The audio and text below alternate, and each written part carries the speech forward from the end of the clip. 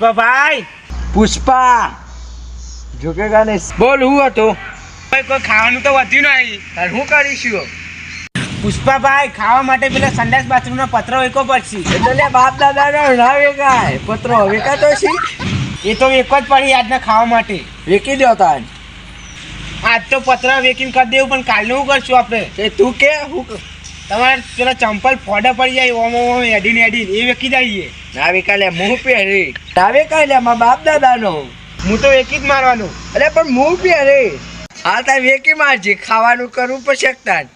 પુષ્પરાજ ઝુકેગા નહીં સાલા. ચંદનનો લાકડો વેકી દઈએ. એટલે એ તો પિક્ચર માં આવું તો એ ચો જે અત્યારના આવી એ તો લે ખાવાના હોય ને આપણો એક તો દેતવા લગાડવા નહીં ને આપણો ઠંડીની.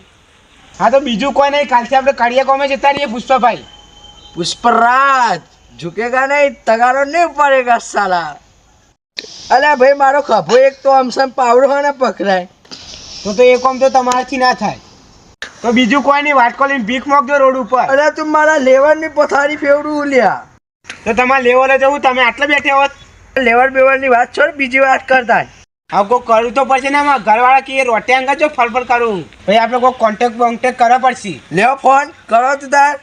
બેલેન્સ નહીં કરાવી દે તાર. એટલે ખાવા ખાવાનું પૈસા નહીં, બેલેન્સ ચોય કરાવીએ. કરીશું તાન ધંધો બજારો પડશે પુષ્પાભાઈ. બીજો હાનો કરીશું તાન ધંધો. 2 નંબરનો ધંધો કરીએ. અલે આમાં વધારે માર પર તારી મચેલો માર પછી લે મને તાર. તમારે તો હવે માર ખાવાનો જ્યાં કભો ઓકો થઈ ગયો. અલે જન્મે તારનો ખભો મારે એમ ના એમ છે તને ખબર છે? એ તો માર ખાઈને ખાઈને તમારો કભો અને તમે રોટિયા થઈ ગયા હો. હું લે ઇજ્જતની પથારી ફેવર્યું. તમે બીજો ધંધો વિચારીએ. વિચારો તાર.